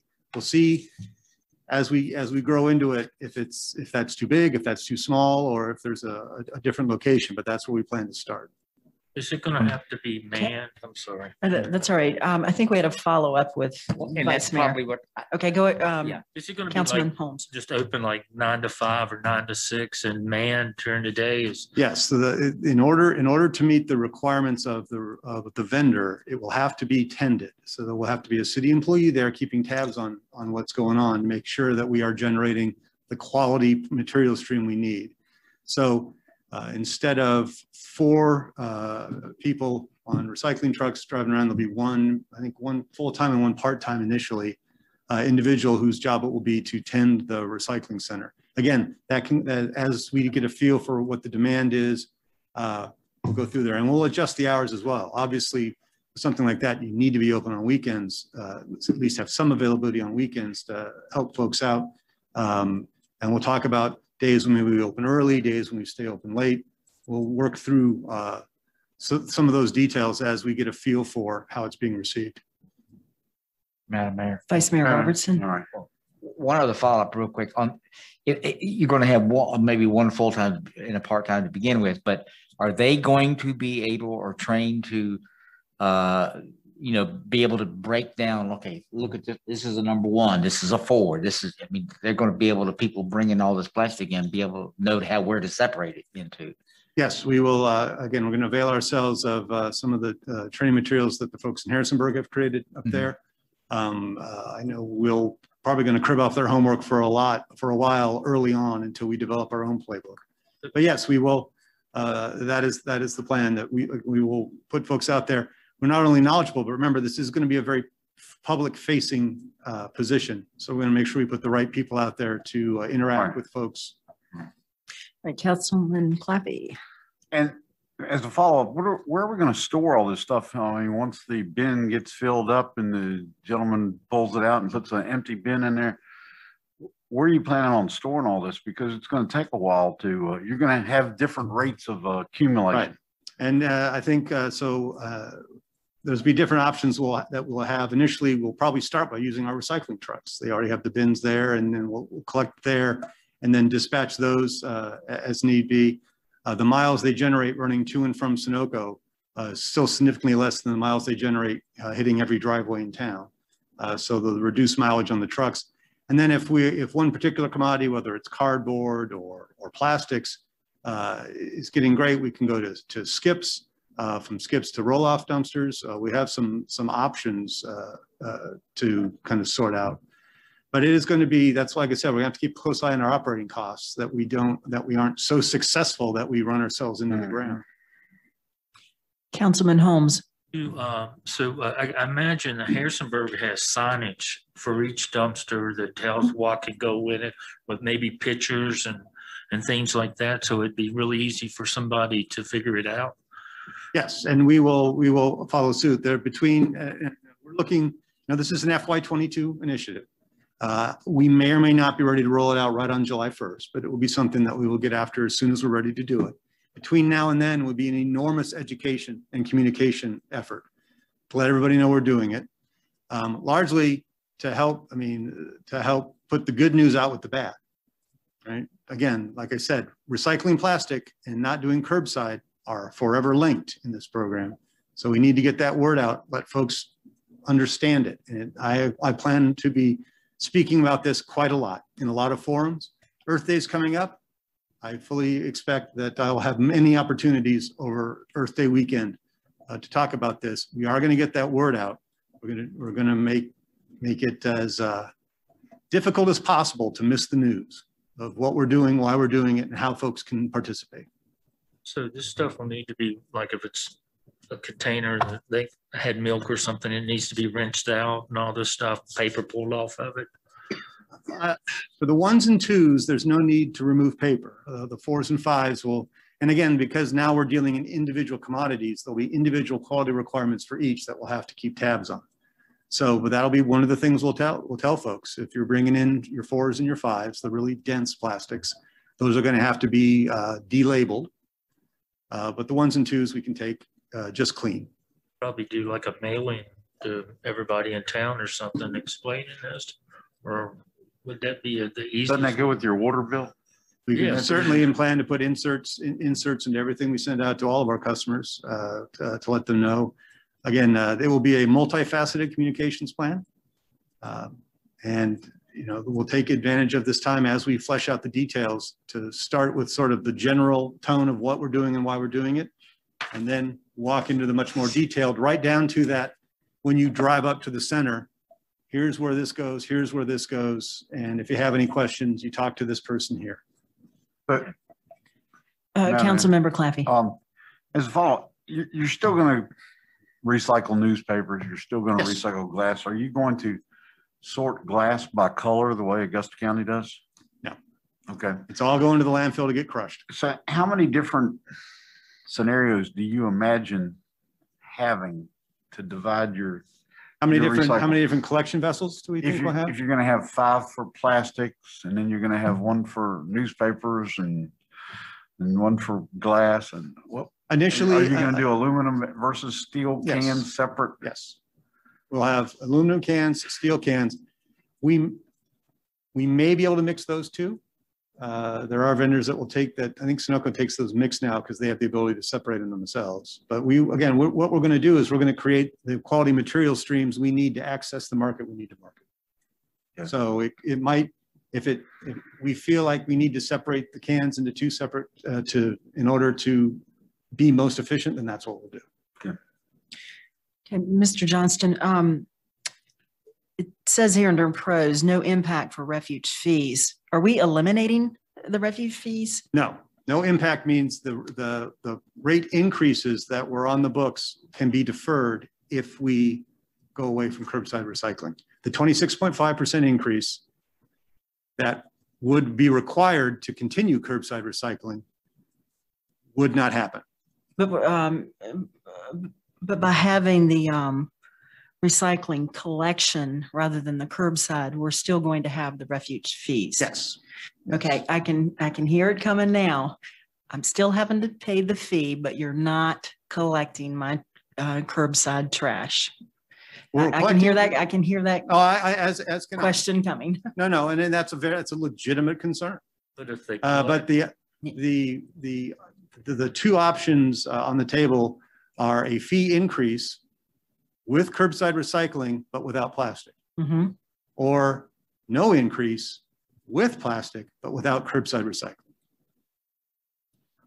And so. Okay. With that said, we're not checking IDs as far as folks from out of the area. No. So if they're going to be contributing, shouldn't they be paying as well as far as the collection is concerned? Because we're essentially still charging our citizens to have this center, but we're not charging outside individuals that can still utilize the center. That is true. There are, like I said, that outside materials lives on both the pro and the con slide, because we will be recycling more. To a certain extent, the additional materials help us with some of our economies of scale, make sure that we have keeps our program viable moving forward. But you're right. If it goes too far, now we are just carrying everybody's water to and from the recycling center.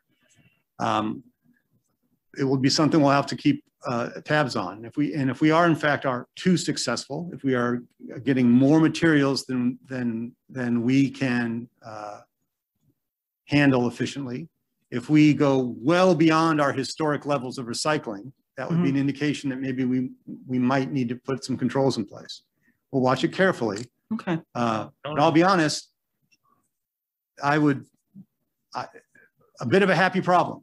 If we get to the point where we are seen as the place for recycling, that we are drawing folks in from all around, I think that's good for us. That's good for our program.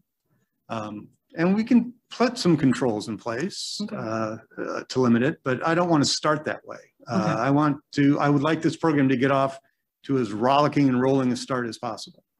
I was going to say, most of the people that go out of their way to bring their plastic there would be happy that people from the county or from Waynesboro were bringing their plastic there too, because they just don't want to see it end up in the landfill and it's, floating down the river. Yeah, right. And any way you look at it, it ain't really going to cost us that much more, probably, as far as, It would. The numbers would be eventually it would. Eventually it would. Initially, not so much, but it could get there, and we will have to keep close tabs on it. And certainly, we'll make it clear that the center is for Staunton residents. We are not going to market it as a regional facility. We will market it as a Staunton facility. Okay, under the cons, yes. You mentioned the elderly, people with disabilities, and you talked about the snow removal and how Stantonians are good neighbors, and there's no doubt about that. I do believe Stantonians are very good neighbors. However, you do not have as much snow as you would trash. No, that's very true. It's going to have to be a continuous good neighborly act, not just, a couple of times within the winter months. No, and Yes, but it is also it's also regular, recurring, and can be scheduled. So someone can say, look, I'm going to be going down every other Saturday. I can swing by your house and pick it up. And whereas someone else may say, well, I only need it picked up once a month and I'll give you a call. And we'll continue to talk with Shenandoah Green, Friends of the Middle River, the other advocacy groups. Okay. Like, here's one thing I know about Shenandoah Green. They're great with catchy names. You know, Tree Musketeers and all the other things they do. I have absolute faith they'll come up with a good catchy name for this program. And you know, they know the folks out there who really want to see this succeed and really want to help folks out. And the city can act as a motivated intermediate to make sure that folks who will have the signs up saying, if, you know, as folks come in, if you'd like to volunteer to help your neighbors, here's the contact, sign up now. And when folks call up to Public Works or call here to City Hall and say, I have this recycling, but I can't get it to Gypsy Hill, we will know what to do with that request. Okay, that sounds great. And Shenandoah Green, I mean, they do a phenomenal job. It's just a matter of consistency and commitment to our folks with disabilities and our seniors that are not able to make it out as easily as others to this center. They'll provide the enthusiasm and we'll provide the structure. Councilmember Claffey. One quick question. What's that container right there in front of you on the dais? Is that a 1, 2, 3, or 4? That is, I believe, a 2. Okay, so give me a quick description of 1 through 5. What are they? We need Shenandoah. Yes. We need Somewhere my friends at Shenandoah Green are shaking their fists at the sky. Sorry about that. I didn't That's fine. put you on the spot. Ones and twos are primary consumer plastics. You get into 4s and the 5s, you're dealing with much more, some detergent bottles can be 4s and 5s. It's a much more higher density plastic. Okay. It's a styrofoam and. Styrofoam is still not recyclable. Still not recyclable, and No. wax boxes can't be turned in either. No wax boxes. Pizza boxes aren't cardboard. That's that, you know, we've been trying to get that message out for years and years, and we're still fishing them out of the recycling. Like I said, the recycling center becomes a focus for some educational messages that really were never able to sink in when we were trying to get it out to every driveway in town. Councilman Claffey, are you going to ask about the different levels of glass bottles, like maybe some wine bottles? Oh. No, A little humor, a little humor. Recycle them all. We recycle them all. Councilmember Holmes. When you grind up these bottles, I mean, they must, they turn them back into sand basically? Is it that small? It's actually the landfill that's doing the grinding. I mean. It's not sand, but It's not sharp or nothing. No, it's pulverized. It's pulverized. It's used as a dirt alternative. But let's be clear, there's no shortage of dirt at the landfill, so it's not like we're doing them any huge favors. They're doing us a favor. It won't break down either. No, and again, But it's porous. when the glass goes to the landfill, it doesn't go across the scale. It doesn't impact our share of the operational cost. It is diverted from the landfill. So like I said, it generates no revenue, but it does have a positive impact. It's not technically recycled. It's being reused, which in the hierarchy of reduce, reuse, and recycle is actually a more impactful environmental action than recycling. One final question on that. When I saw the amount of recyclables that Staunton is giving to the landfill or bringing to the landfill, how does Staunton compare to our other neighboring cities like Charlottesville, Waynesboro? Now, I'll be honest, I've really been kind of wrapped up in our numbers and the landfill's numbers, but I can certainly get some complementary numbers to lay that in. On a per capita basis, how we're doing. Yeah, I'm just wondering if our recycling is more so than neighboring areas. Let me see. I think some per capita stats on recycling amounts and also recycling costs might be illustrative. So let me pull some of those together. Thank you. All right, we'll get those for you. Don't spend a proportionate amount of time on it. Right. One more question. Oh, yeah, sure. Councilman Holmes. Janice, how many people are you down in your department? John, how many unfilled vacancies? How many funded unfilled vacancies? I think there's six or more. we've even throughout the hiring freeze, we kept advertising for equipment operators, refuse, and even as the hiring freeze has been laxed, the market has a hiring freeze that we can't control. So, but again, we're not alone in that. It's a tight labor market. Everywhere. It's a tight labor market, and that's just something we're going to have to deal with, not just in recycling, but across the board, and not just in public works. And I will tell you that the lack of work release labor from the detention facility is I don't know when it's going to come back. I'm pretty sure if it does come back, it will not come back exactly like it was before. Mm-hmm. And I would hope that we will have learned our lesson that we really can't rely on it, because it's always one phone call from not being there again. So if that resource comes back, we will certainly avail ourselves of it. But we won't. I don't believe will have the luxury of just going back to the way things were. Is it because the work is outside? Because I know that they're doing work release or to like Purdue and plants like that. So they're just not letting you have people to work outside. Yeah. So it's more like the amount we're paying. All right, this is Mr. Vin. So obviously prior to COVID, and then when COVID hit, things just went away. But what was shared with me from folks from the jail, going to poultry plants, things like, they were making significantly a lot more. And they're indoors for a lot of these places, and they're not on the back of a refuge truck. As you can imagine, that can wear you out up and down in the weather conditions. So as Jeff said, it's something we certainly should not rely on if and when that comes back. Yeah, I just tried to, an ex-employee of mine is in the jail, and he wanted to come back and work for me, and he's working in a chicken plant, and they wouldn't let him come work for me. But, because I guess maybe because it's easier to control, or the fact that he works in a chicken plant, he makes more money. I don't know. It could be the combination of those. All right. Are there any additional questions? Right. This is Carolyn Dull. Councilmember Dole. I have several questions for Mr. Trayer. Right. Thank you, Mr. Johnston. Right. Mr. Trayer. Okay, Ms. Cole. So I've made notes as you were doing your presentation, and if I can read them, I will ask you the questions. Okay. Number one, I'd like for the bond counsel to send a written description of the potential, explaining how the golf fund would have negatively impacted our bond rating. I can do that. I'm intrigued by that. Okay. And then with your idea of providing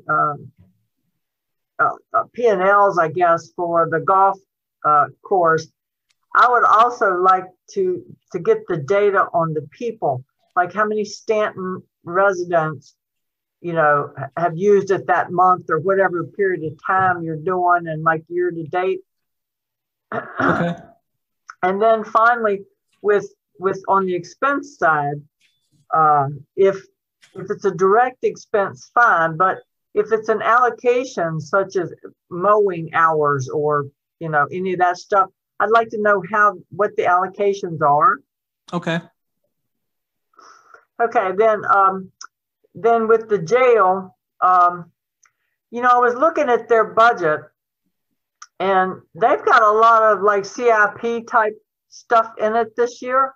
Yes. And I thought, why didn't they put that in with that option in the expansion? One of the options is, has HVAC, and why didn't they put this stuff in with that? Now, I posed that question at the last finance committee, and I was asking the fellow finance directors in the room to consider doing just that. Gene Colvin has moved some funds over to create a CIP fund. Hopefully, they're going to be able to smooth out these wild fluctuations that we've seen in the CIP expenses. So I did present that idea already. I have not heard back, but they have created a new CIP reserve, which hopefully will make the budget a little more predictable than what it has been. I see, great minds think alike. Has anyone considered talking to like Commonwealth's attorney about eliminating cash bonds? I'm looking, part of this, it's bad enough that the cost of an expansion, but when we're being hit up so bad on the operating side as well, it's like we might want to reconsider why we're putting all these people in jail if we, because if some of them are in there just because they don't have the money for a cash bond. I know some localities are doing away with cash bonds, like they just don't do it. Okay. And then the other options are electronic monitoring, and I think we should do if they're not a violent, if somebody was drunk in public or shoplifted at Walmart or whatever, I don't know that they need to be in jail, losing their job, us having to pay for them to be in there, waiting for a trial. So to me, it's all kind of tied together. And I hope that we would look at alternatives that seem to be reasonable to not need an expansion, and in fact would then reduce our operating share of the operating costs. I agree with you. I'm sorry. Go ahead.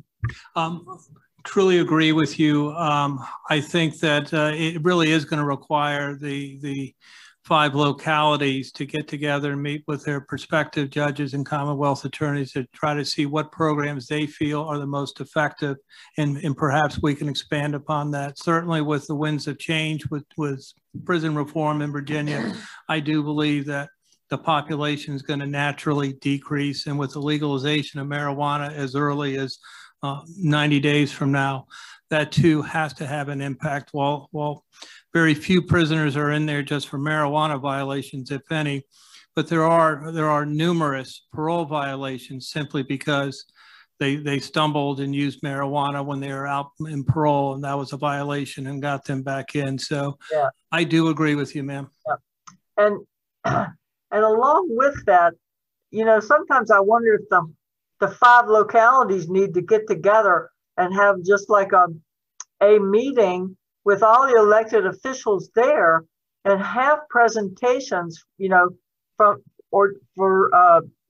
showing alternatives, because that we all need to band together and insist that the state take their prisoners, because it's killing us. We wouldn't be overrun, if they would take them out. So I don't know what but maybe if all the localities got together and talked about some of these issues, we could kind of unite and have a bigger front, to get something done. And then my next question was, what's the increase at the juvenile detention center? That is contingent upon the potential that federal funding could be lost, and that cost is something that will be probably determined within the next 3 or 4 weeks, if not sooner. But right now, that is the projection that we have. It could go down. We hope it'll go down, but I'm not sure that it will because of the regulations that the feds are imposing upon the detention center. Because I know our usage just in our area has gone down. We've been trending down for some time with that. And, at some point I'm like, maybe we need to look at alternatives, either taking in other localities or them taking ours or something, because it doesn't seem to be very cost effective for the amount that we use it. particularly if the federal funds go away. Yeah, no, it does not. Yeah, yeah. And then what is the correct 1 cent taxable value? I swear I have seen two figures. I've seen a 215 and I've seen a 205. 205 is with the old rate. 215 is with the revised assessment. So that does include some provisions for tax relief for the elderly and veterans, and factors associated with delinquencies. So 215 would be a good number with this reassessment. Okay, great. Because I started getting confused on that one. I'm sorry, Madam Mayor. The Richmond Avenue water project, did I hear you right that would be something that possibly we could use federal funds if it comes in with this new bill? There is language is still coming together on these new federal funds, which promises to be quite substantial. But yes, utility infrastructure, particularly water lines, were mentioned in the early documentation that we've seen. I've also heard that perhaps the language is going to be expanded, which would include additional infrastructure projects, not utility related, in which case we could potentially, if that comes together, use it for other projects funded by our general fund transfers to the debt service. So, and I saw that we had other projects in the water fund that would necessitate, if it went for bond issuance, that it would necessitate an increase in the water rate. But if we could get federal funding for some of those, we could at least not have to increase it as much, maybe, or it would help certainly. Absolutely correct. Or else we could put it all on the 100-year-old pipe coming in. That might be lead. Who knows? Timing, we have till December 31st, 24 to spend those funds. So probably the Gardner Springs would be the project. If council decided to utilize it for water, Gardner Springs would probably be the perfect candidate given the timing, and the designs are just about at the completion stage. But money is fungible. So our rates would be sustainable in order, under that scenario, to absorb the North River Pipeline Phase 1 without a utility rate increase. Madam Mayor. Oh, Hold on. Councilmember Dole, did you have any further questions? Nope, I think that's it. All right, thank you. Right. Vice Mayor Robertson. Phil. Yes, sir. I'm still, I'll be honest with you, I'm still struggling with the whole concept of, we were at 95, and with the kind of increase in our overall assessments. Yes. We're looking at, it's going to hit a lot of people, fixed incomes, yes, people will be well off. It's going to hit a lot of people across the board, and I'm struggling with that. Yes. I know City, you came in at 93, trying to take a little bit hit off of that. Absolutely. I'm still struggling with that, to be honest with you. Yes, sir. So I would like if you could come back with us some figures for the possibility of 92. I would even say, and I know we need some increase. We've got things we've got to fund, we got to pay for, but even a 91. But just going across, looking at your budget here, page 28, talking about funded from the fiscal year 2021 budget amendment, $200,000, that $200,000 provision for Middle River Regional Jail expansion. If that doesn't occur, whatever, there's a couple $100 grand right there. What about? That was going to be redirected to actually offset the operational debt increase, the operational cost of the Middle River Regional Jail. Now, when we get a bill, it's actually a bill that's combined of two parts: operational and debt service expenses for capital. Mm-hmm. So the intent there is to try to mitigate the jail impacts. So that's kind of already built into the 22 budget, and it's a great idea. And and I hate to say, you know, so I kind of robbed you of it already. Well, It's a good idea, though. What about slide 9, fiscal year 2022 proposed budget, unassigned funds? All other amounts not assigned above falls into this category, including the $250,000 operating reserve established to address unexpected loss of revenue.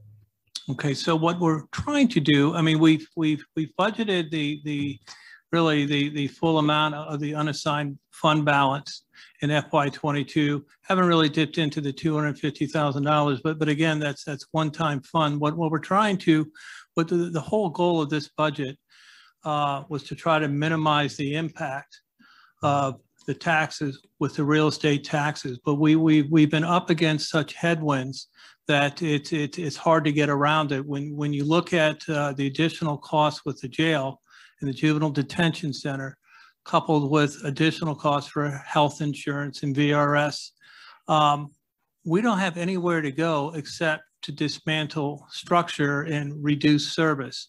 Service would include parks, it would include library, it might include police, fire, operations here within City Hall. So I can tell you, I did everything I could to keep the rate as low as I could.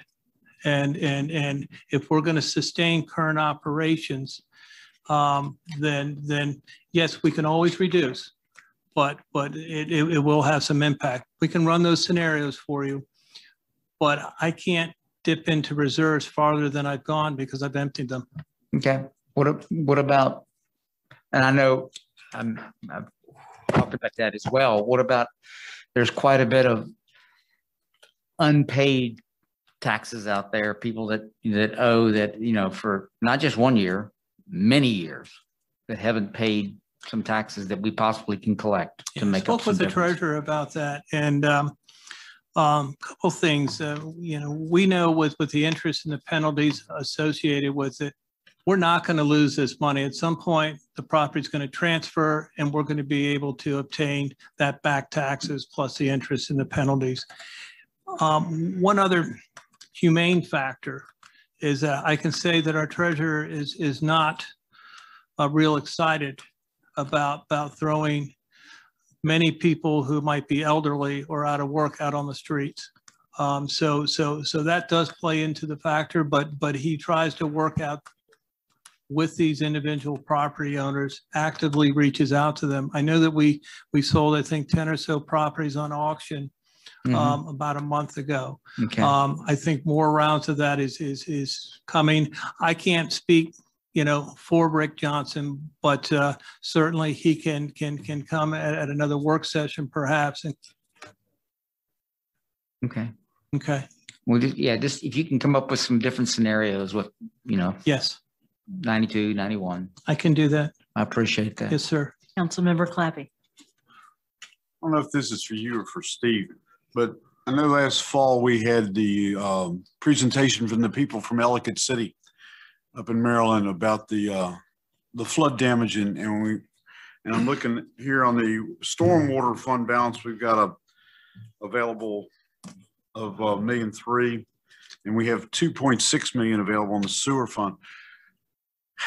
Which one do you anticipate all that order when the Ellicott City project comes back in and there's a presentation, where will we be going to? I don't know. I need to see the results of their studies, the magnitude of the project, and then we will come back to council with some ideas and some proposals. But until we have our eyes on what the projects are, I can't comment on that. And again, that money is going to be tied into this new federal program that's coming out. I mean, since it's water, is it strictly to get drinking water to people, or is it for water control? The language should come together pretty soon from Treasury. And once I have final language to look at and I have time to review it with our auditors, one of the things that have kept us safe during the first round is because we were in constant communication with auditors prior to expending the funds. And we're going to do that again with these funds as well. And I'll be able to report to council the options that we have at that time. And Steve, do you have any idea when we're due to get the report back? I believe it's April. Yes, it is. It's April 1st today. I believe that we're expecting it this month. Okay, thank you. Well, Mayor, Phil, you were saying that they might cancel out the park where they were going to spread the park out where the water would Stream restoration project. Thank you. I couldn't think of the word. I thought that was to help water down here.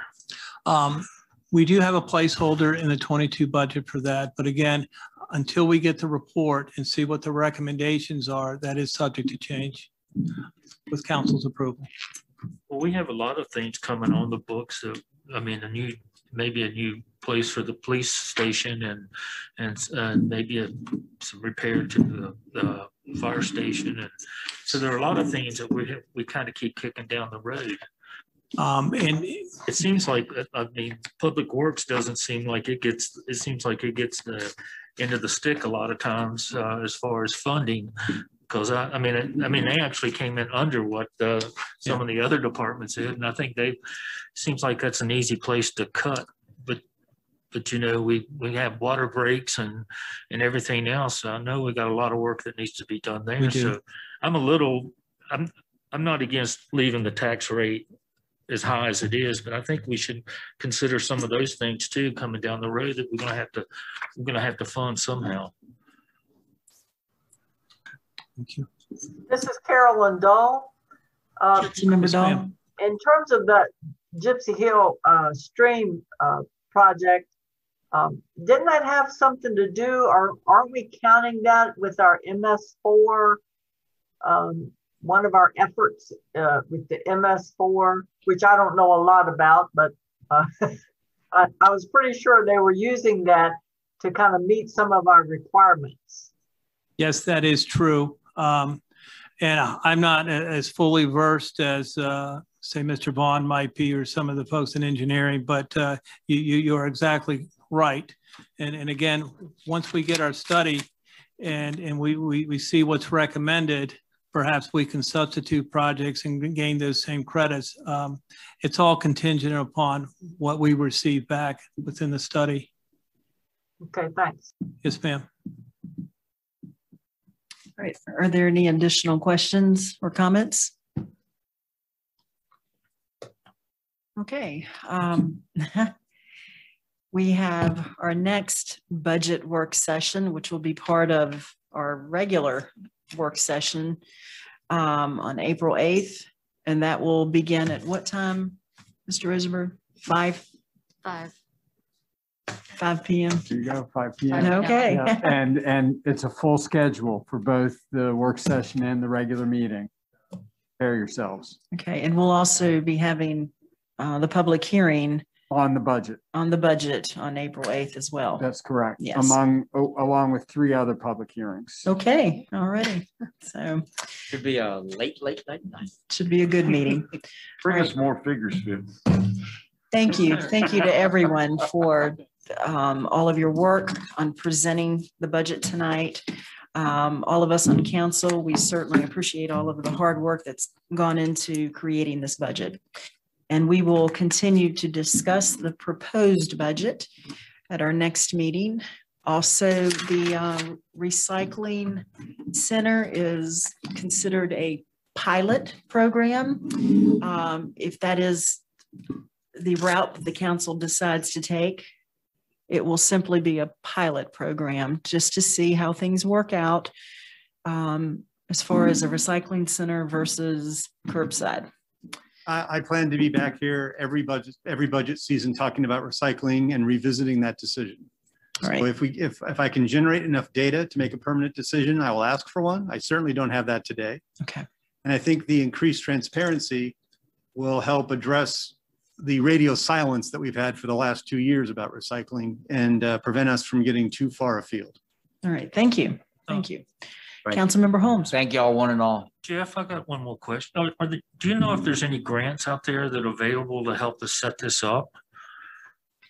I'll look. I can't think of any off the top of my head. Like I said, right now, it's a fairly harsh environment for recycling right now. And a lot of towns, especially towns our side, are just throwing in the towel. And I just can't bear to let that happen here in Staunton. Here, Thank here. you. Good. All right. Well, thank you, everybody. And as the mayor of the city of Staunton, I now call this work session adjourned.